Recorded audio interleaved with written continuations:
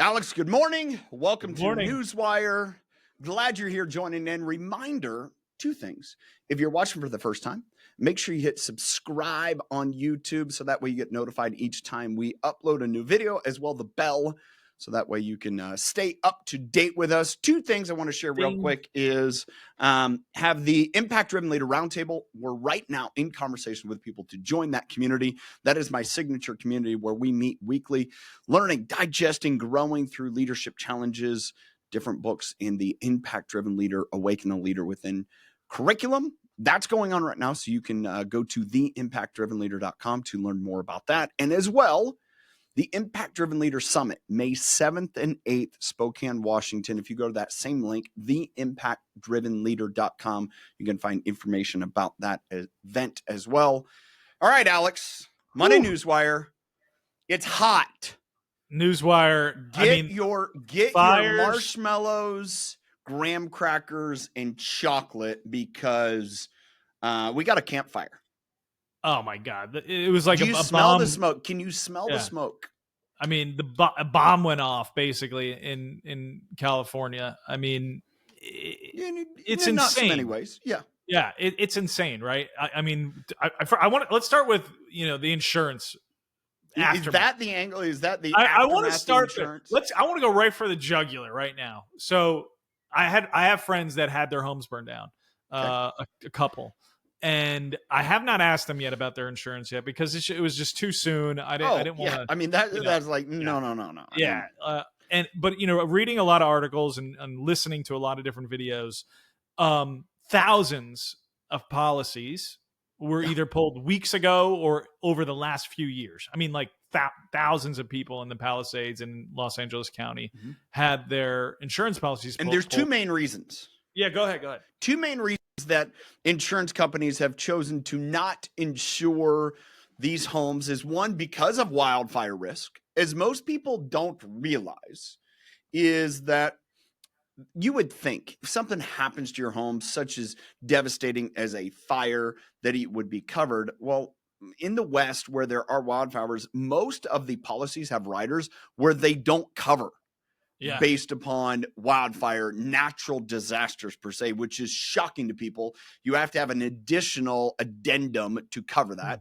And so they just plain said, hey, we're not even going to participate here, is the first one. The second one, and this is the kicker for me. You know why they chose not to do that? Why? Because they couldn't make money. Right. And so this was going to lead to my point. There, in my opinion, there's like two major things that people should be really pissed about. One is going to be the leadership, Newsom and Bass, which we'll get into. We'll get into that. In my open, what's interesting is I shared how there were three people that actively were, showed leadership within the LA basin. One of them stood up, took complete ownership, said it was on me. This was, my responsibility. It's my job to take ownership. The other two looked to deflect, blame. They weren't even in town. Unbelievable. Justin Herbert of the Los Angeles Chargers stood up and said, it's my fault we lost. That's the only leader in LA who took ownership for what happened over the weekend. Watch Justin Herbert of the LA Chargers. That's it. The other two Cracker Jacks, which would be Gavin Newsom and Karen Bass, could not point fingers at any and everyone, or were so fixated on what to do next. And it's like, this is the stuff that kills me in business, in leadership, in politics. It's, hey, take for a moment and understand why the frick this happened. Right. Then you can make sure whatever plan you have going forward next doesn't duplicate the same insanity. But Gavin's doubling down. We're just going to be LA 2.0. But hey, by the way, we're going to have the Olympics here in 2 years. So get ready for that. Oh my God. Well, I mean, look up the video, the Karen Bass video when she gets off her flight from Ghana, by the way. Hold on. Karen Bass is the mayor of LA. For maybe if you have not seen Understood, she was elected mayor within the last 2 years. I think 22 she was elected mayor. So she was on I don't have a problem with her being in Ghana. I really don't. Hey, you don't know when this stuff is going to start. You don't know, and she was there on the diplomacy thing. All right, fine. I using understand why taxpayer money to go to Ghana. Who the hell do you need to go to Ghana for? Well, she was on a presidential, the president. I know she was going to see the was one of Ghanese 4 president. people who got to go for the inauguration of the Ghanese president. I don't have a problem with that. Leaders have to live, and the part of their job is going elsewhere. So, but if you don't have capable leadership in place to do the stuff that needs to be done, like how about a lieutenant? How about someone else? Like, yes, she already had this plan. Fine, she's coming back when she can. Like, tell the story instead of. But this is the thing. When she got off that plane from Ghana, because now a Sky News reporter confronted her. I don't know if you've seen this video. No, I haven't. It's unbelievable. He's just asking her, what is your message to the people of Los Angeles? What is your message? Like, what are you going to do? And she just doesn't say a word and is looking out. You know, when you get off an airplane and there's that door where people bring up strollers and everything. She's just staring through that door, lips sealed, will not answer the Sky News reporter's question and say just like, I don't have the answers right now. I feel just something, right? Just be a human. Just be a human being and nothing. It's like enraging. Well, because her handlers didn't give her the cue card. Oh my God. Unbelievable. And then you have Newsom out there. But here's the other extent of this is it's sad. The last I saw, I think 13 to 15 people. I think it's like perished. 24. 24 now. Okay. Yeah, it's 24. Thousands of homes. And there are people that have the financial basis to rebuild, go through. They can live wherever they want in the world. They'll go. But there is a far greater percentage that everything, anything, their entire world is lost. And what's saddening to me is in some of this, what we're seeing is the value paradigm is extremely broken. Meaning it's kind of, as you've seen, the idea and thought that we're going to protect the celebrities, whether the ones that can hire private firefighters, all of those things. Okay, do you? No water. And then, there's no water. and then all the other people that, need care. Well, sorry, too bad. You don't move the needle for us is the feeling that we've gotten because we've tried to do everything to appease and put different value on different lives. Like one of them, a video came from, I think this is Lieutenant Chief or someone within the LA Fire. Mm-hmm. And this lady, they're talking about her and being able to have the physical prowess to do a firefighting job. And somebody questions her is like, are you able to, do you have the strength to carry my husband? I saw this video. And she's like, well, if your husband needs carried, he got himself in a bad spot. Right. I saw it. It's that is verbatim. And it's just like, I saw that. It was ridiculous. What are we trying to do? Meaning these civil servants, and I think a lot of the commentary you've written from the mayor to the chiefs to everyone involved in LA is they were way more concerned about a DEI initiative. Oh, so extreme. Rather than saying, hey, what can we do? Maintaining, do we provide a place where equitably, employment? Great. But man, you got to be able to qualify to do the job.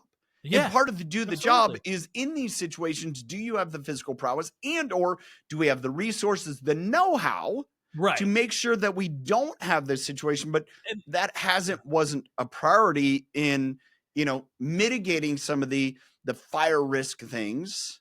And that's, I was going to say, that to your point, I don't care if you're gay, you're straight, you're a man, you're a woman, whatever. If you have the ability and capability to do that job and you're the qualified person, then that's who they should choose. It's no different firefighter than compared to a surgeon or a dentist. Should we just say, hey, you know what, anyone going through medical school, I don't care. If you want to do it, we need more XYZ. So we're going to lower the requirements so we can have more XYZ. And they come and they operate on your daughter or son. How happy would you be? Well, I'm going to give you a pass. Maybe you're not that good. Hit a quota. I had to hit a quota, Tyler. Yeah. I needed to hire this person for my quota for this DEI. And But all that's gonna, why it comes back to one of the trends that we've talked about this year going away. Man, this is again, going back to the assassination of United Healthcare, is this just another of, we got big problems in this whole manifestation of the devaluation. And this is where I want to go to is we've chosen to either value celebrities and or, whatever it may be over, the rank and file person who's just out trying to do a job.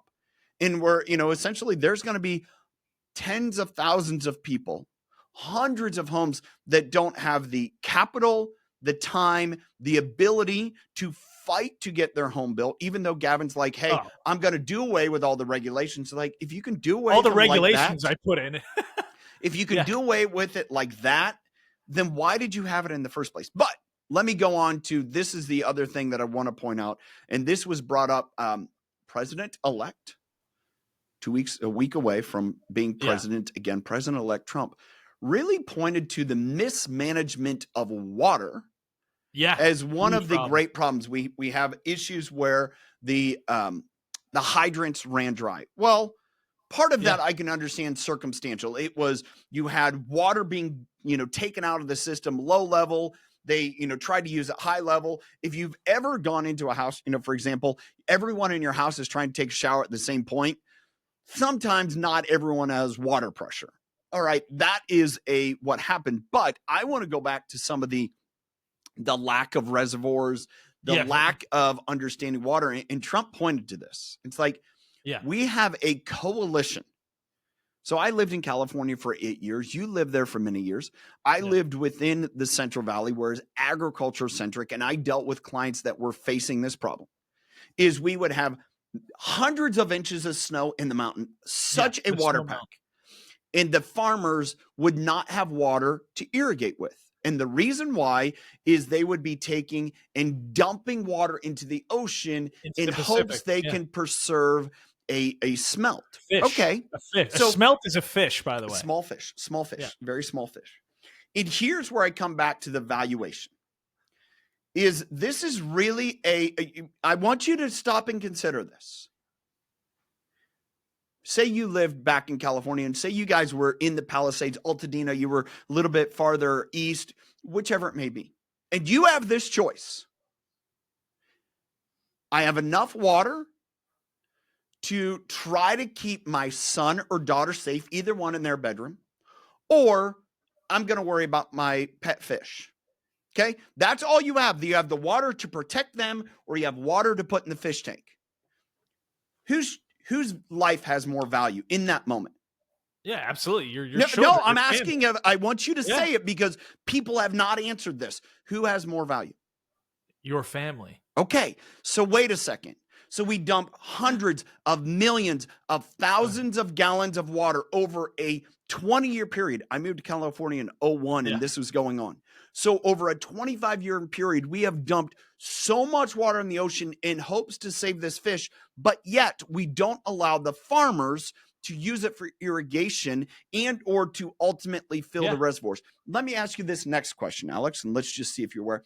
What is the largest water reservoir on the earth? The largest water reservoir, like actual reservoir? Yeah. Is it located in California? Well, I'll go this. The largest water reservoir is underground. Okay. Well, how do you get water underground? The water goes down into, I guess, cracks in the earth. And so, for example, say you don't live in an area where there's a lot of rain. So, for example, I live here in the Pacific Northwest. We have mountains. There's a snowpack. Well, that snowpack melts.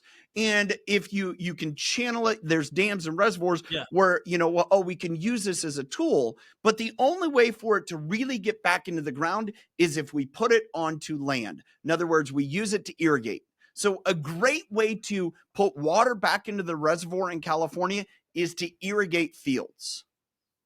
It grows food and then it goes back into the ground where we can pump it out is the greatest water reservoir living. But yet we've chosen for 20 years in California regulation to not allow farmers to irrigate because we need to take care of the ocean and put fresh water into the ocean.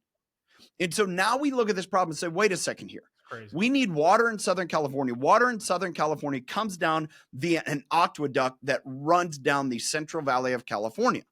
Well, there's a farmer in Kern County, right outside of Bakersfield. We used to live.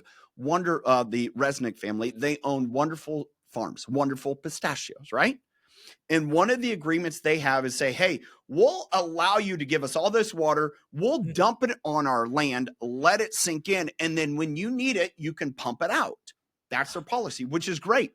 Think about it. They use it to grow trees, food, and then it goes in the ground, which filters it and makes it healthier, cleaner, and safer. And then we'll just pump it out as you need it. Well, now we're in this fight where everyone's blaming the farmer and they say, you wasted all this water. It's like, oh, no. Water is not wasted when it's used to, produce grass, food, whatever. Like it does something. It goes down. It doesn't disappear and gone forever. It evaporates into the sky. And guess what? That comes back as rain, or it goes down in the ground and you can pump it out and you can use it again. Right. So irrigated water is not wasted. It's just, it goes through transformations. And so when we look at all of this and we have the empty reservoir in Southern California because people decided to stop pumping. Which was full at one point. In 2019, that thing was full. And then Newsom decided to tear down a dam and dump what you said, like 50 million or 50 billion gallons of water into the Pacific Ocean. Yes. They had it. They had it all. More water has been dumped into the Pacific Ocean by the state of California than anything has been used and consumed by its residents through residential activities or farming. It's nuts. It's unbelievable. So you got the massive water mismanagement problem. You have the insurance companies pulling out, thousands of insurance, like 20,000 policies pulled out after people pay 30 years. There was a story I was reading, Tyler. The guy lived in the house in the Pacific Palisades for 30 years, paid all this money to the insurance companies all these years for his home. And then just like that, weeks before the fire, we're pulling out and there's nothing he could have done. And so the greed between corporate greed and devaluation of life. To me, that's the big thing is we value a fish and or a plant more than we do people. Now, there's a check and balance in there. Again, you can go too far one way or the other. We've seen our parts of our world decimated by people, not valuing, the life that's there. But at the same point, if you value people, you're not going to sit there in the middle of a fire and say, hey, I need to fill up my fish tank rather than use that water to put out a fire that could potentially save my family. But that's what we did. And then we chose to fill a fish tank rather than put water on a fire. The other thing that they never did in California and why they had the most fires, I think, of any state in the country is the clearing of the forest, the clearing of debris. That's one of the biggest things. I know someone that does this, talking to a friend at a basketball game on Saturday night and he was talking about how that's been one of the biggest challenges is, you look at these major power lines and what a lot of times they'll do is they'll clear underneath, they'll clean all that up. They'll cut the trees. So that way, if something does happen, because those are exposed lines where they, spark, whatever, when it falls, it doesn't fall onto something that can start a major fire, maybe just a little bit. And in California, they haven't allowed the utility companies to do that because they want to preserve land preservation. And now you look at it, and he told me this. He goes, their concern is that clearing it will cause too much CO2 generation. This is here's the absurdity. You know how much CO2 generation occurs in a massive wildfire? Oh my God. Yeah. Like 100 times more than if we just 1,000 cleared times it. more with this one. And this is the problem with anything to an extreme, right? Yeah. Anything. If you are so extreme to one direction or the other, and an emergency happens where these environmentalists they got everything they wanted. Right? They got the fish free. They got the land preserved. There was no balance, no checks and balances of like, hey, maybe this, like you're bringing up all these ideas of like, well, what if there is a major fire, a catastrophe? What happens then?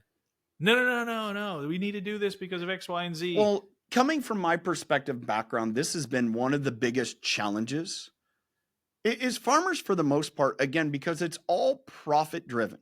Well, you can only to a video I saw, you can only be a pirate, rape and pillage so much before it absolutely will be the end of your life. And so the difference is I need to be a steward. And it's like I need to take care of it or it's not going to take care of me.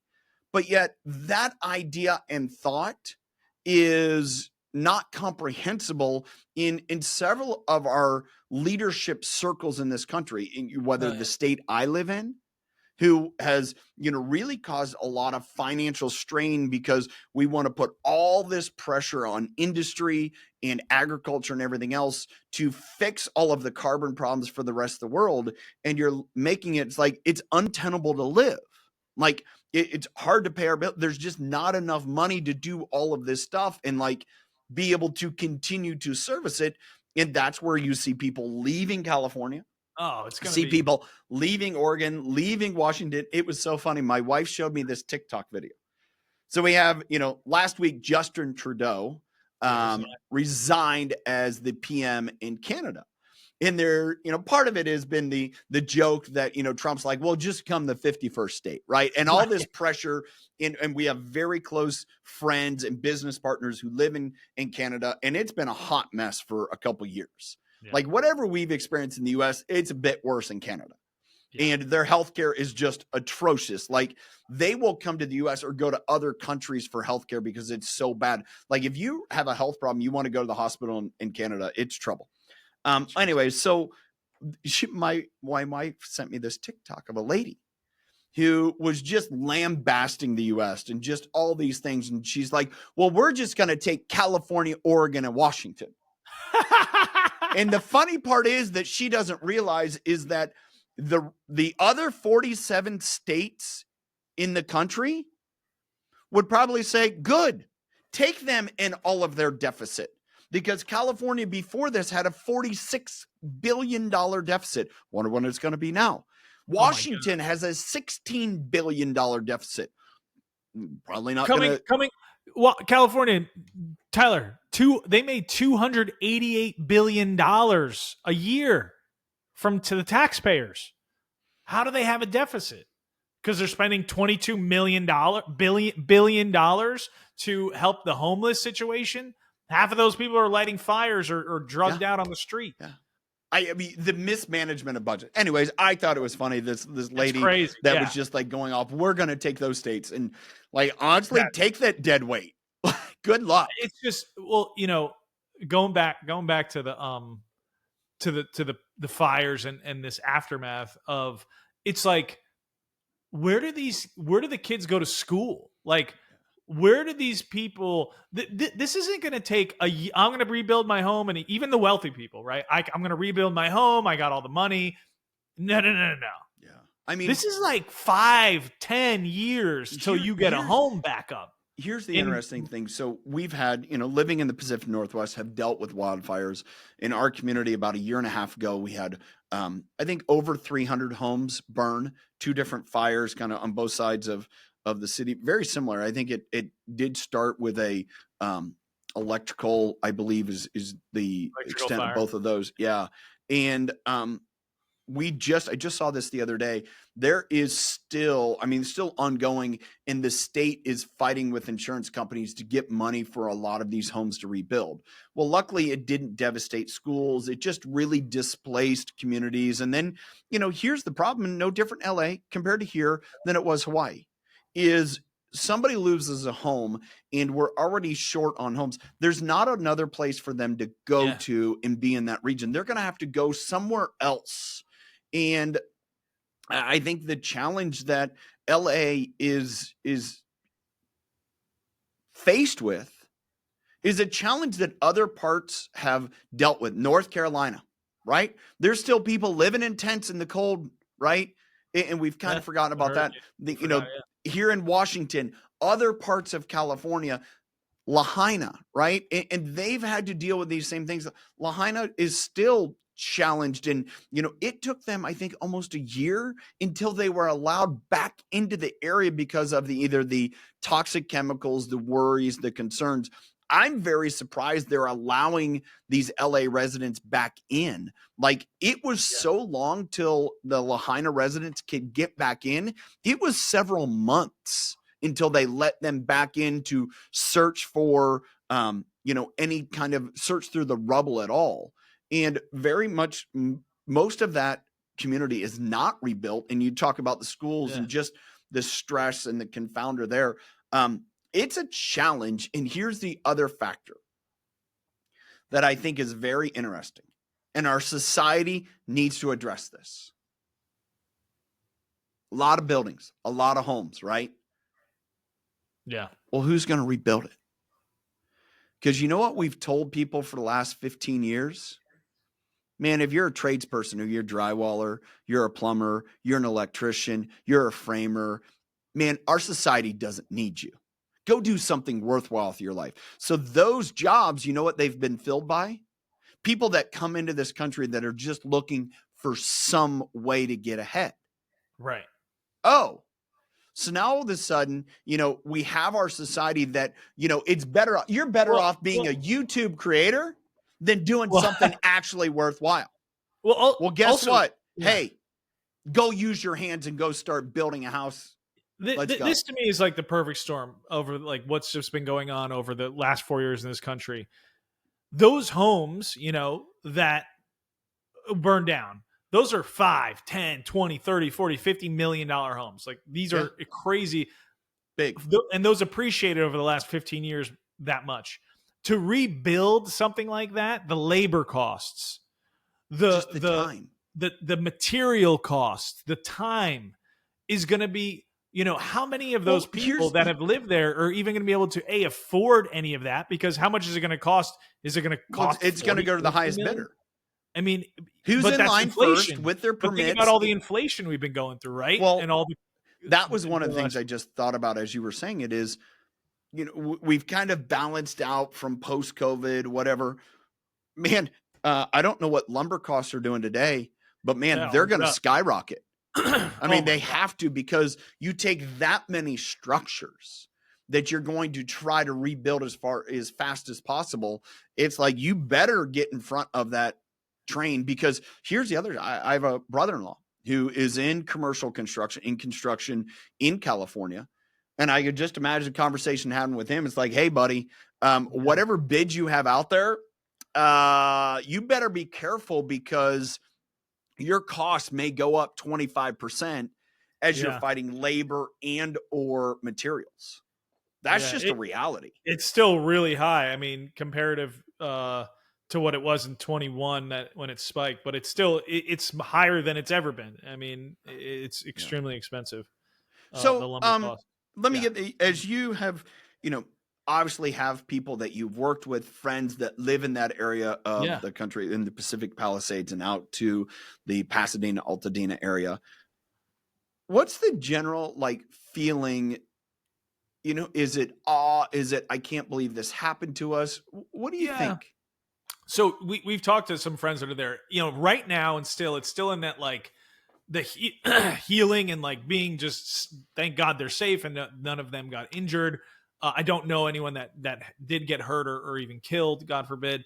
But there's been 24 people dead, and there's more. So devastation. So they're kind of in this healing phase. Yeah. And I we had a devastation happen in our family where my mother-in-law died not even a year ago. And it's I feel it's that same type of timeline of it's shock. It's like someone punched you in the gut, took all the air out. Then you kind of heal, and you're thank God what we do have, and the time and the memories and the things.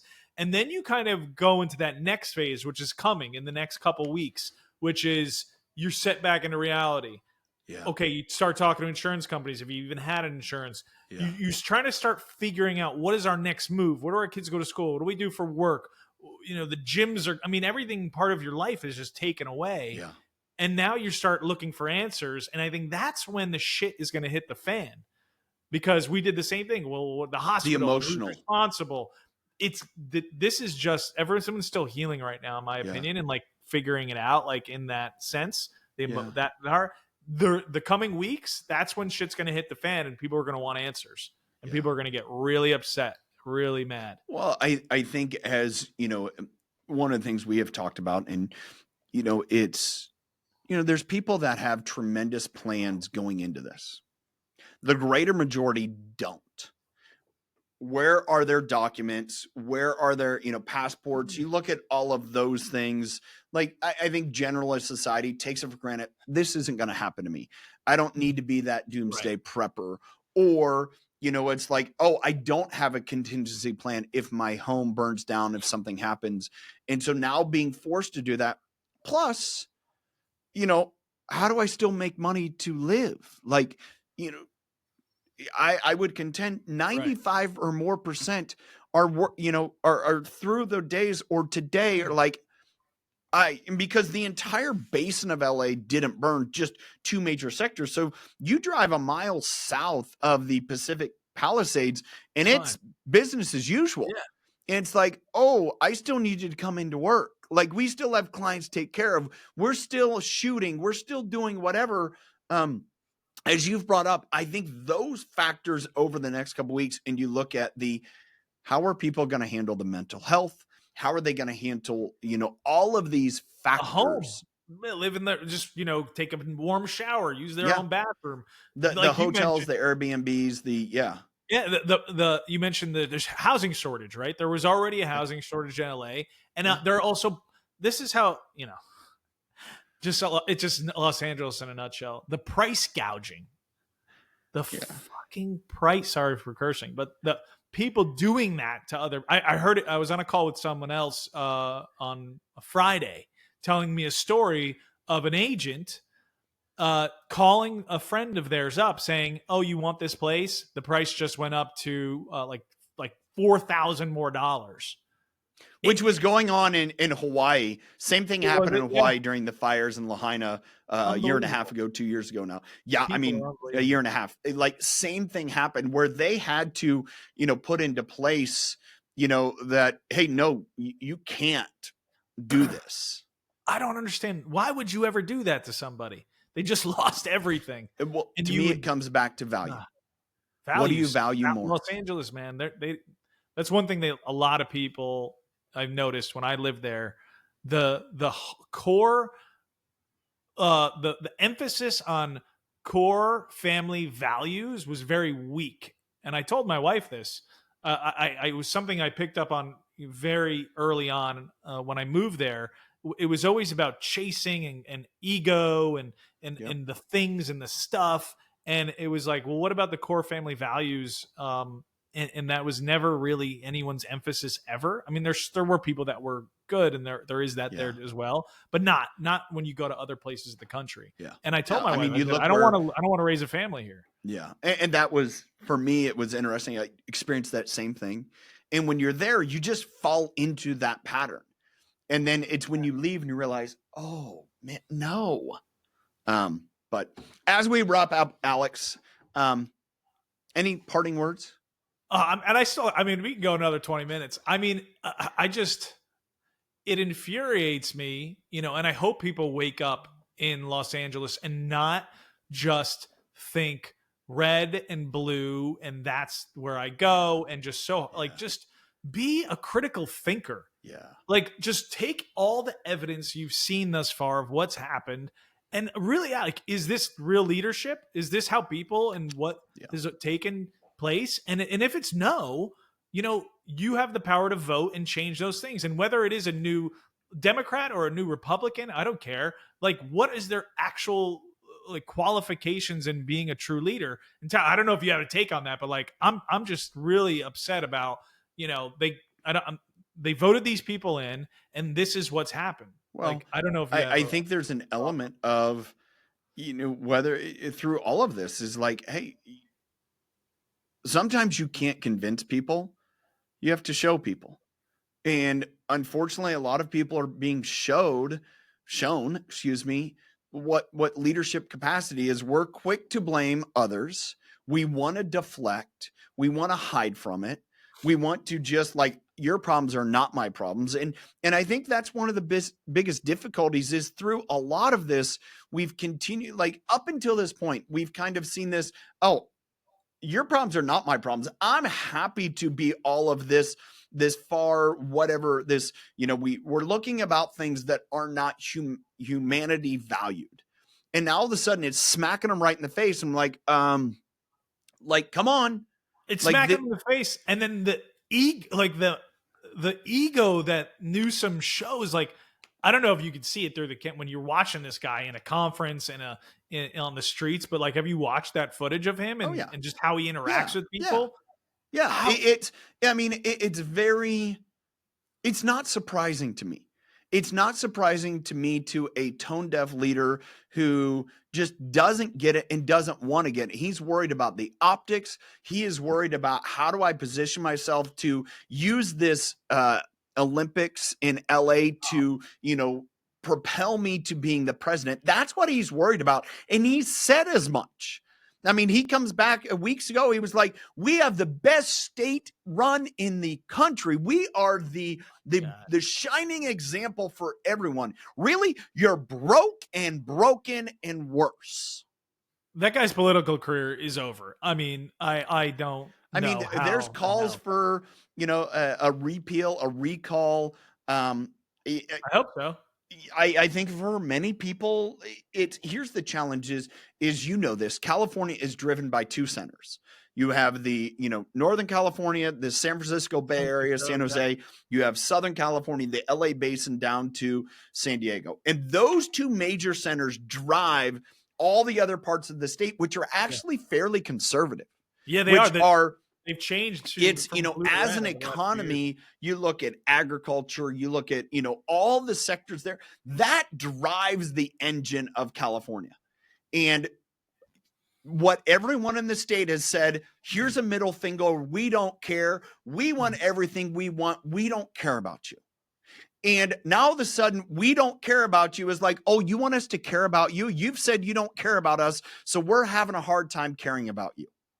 And that's what's going on. And that is the conflict. And you have some of the people that kind of understand it. And then a lot of them are like, oh, this is what it means when I give you the middle finger because I don't care about you. And then all of a sudden my entire life ends. And no accountability. No accountability. And it's sad because we're talking about such a small portion that get caught up in it. And it is, unfortunately, we've seen this in some of the elections. It's the far extremes of both sides that perpetuate this is everything. It's like, no, that's hyperbole. It's not that. And he even went as far to say it's a local issue, like deflection. A lot of deflection from all of them. I've yet to hear him say, man, we need to really look at our policies that allowed this to occur because we really need to rethink what we're doing. I haven't heard that from anyone. Never. It's like we did everything right. Really? Really? It doesn't feel like it. I feel like there's going to be and that's why.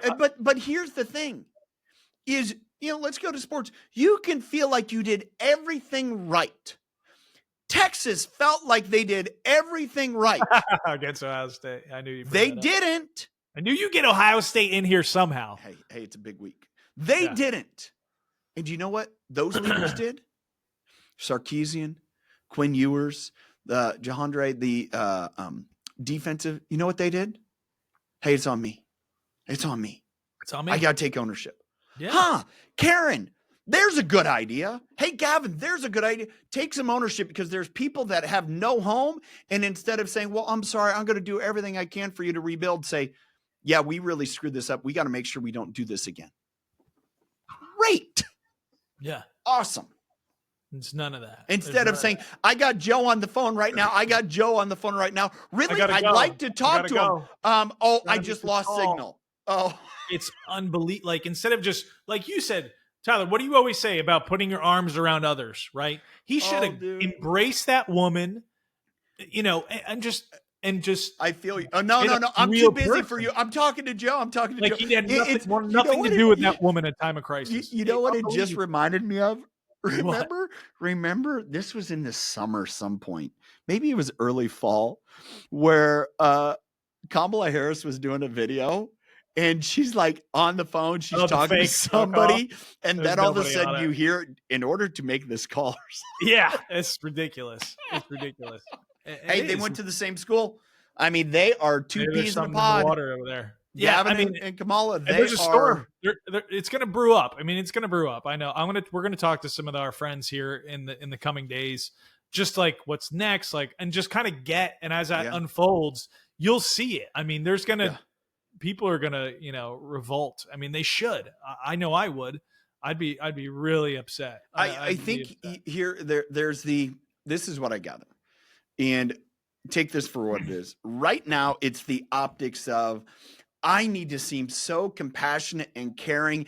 I'm going to do everything for everyone. And, LA is love and yada, yada, yada. Okay, that's good. Some people, it's reality. A lot of others, like, your mouth is speaking. We'll see what happens, because that's the right things to say. But who's the person? Like I heard this, I forget which celebrity it was, that they were actively, as fire trucks were trying to move through, they were out there driving cars out of the road. I'm like, no, there's somebody that really is trying to do something, and not like, I'm going to bolt and just take care of me, hire my, the private firefighters to come in and spray their foam and save my place. How about the guy who hires the private firefighter just to help everyone?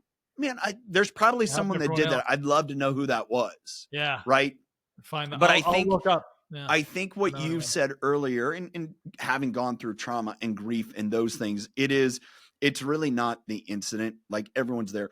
It is the coming weeks. It is what happens in, Valentine's Day, when all of a sudden, the kids and the families, and they're like, like those things coming up, and just those experiences are really, in any traumatic and grief situation, that's what it's the many, many days later. When you're making the calls and you're calling the insurance provider, no one's picking up for weeks and for months, or you're calling the state to get permits. Heavy. Months. It's the we have so much heavy volume. You're going to call back later. Months, and it's gonna. There was two friend of ours. They were putting up a fence in Pacific Palisades. Okay. Guess how long it took them to put a freaking fence there? To get the permit, or actually get the permits? To get the permits and then put them in. 18 months. 2 years. Okay. To put up a freaking fence, dude. Well, hey, you don't know what digging that post, what, creepy crawlers may be there that we need to save. Yeah, a grub. Yeah. It reminds me of the great Yellowstone line. I don't know it. I never and it talks about the, to that very point, it's like, here you are, you're an environmentalist, you want to save the environment, and you're so afraid of plowing through the ground to kill the worms and the grubs and everything else. But yet, by doing that, you limit the world in available food and whatever else. Like, you can't see the forest through the trees. And I should find the line because it's really good. Where it's just like, come on, get with it. Like, whose life is more valuable? That worm or grub, or the person that needs food? Because those are the decisions we're making every day. And yet it's not framed that way. And it doesn't have to be absolute one way or the other. Let's not, absolutely destroy our ecosystem in order to provide. But man, there's a balance where we can, be good stewards and still practice, some of those things and not be so over the top. All right. Yeah. You good, Alex? For today? I'm good for today. More to talk about in the coming weeks. All right. Well, thanks for being here. Thanks for watching, everyone. Thanks for taking time out of your day to join us. Till next time, choose to lead with impact.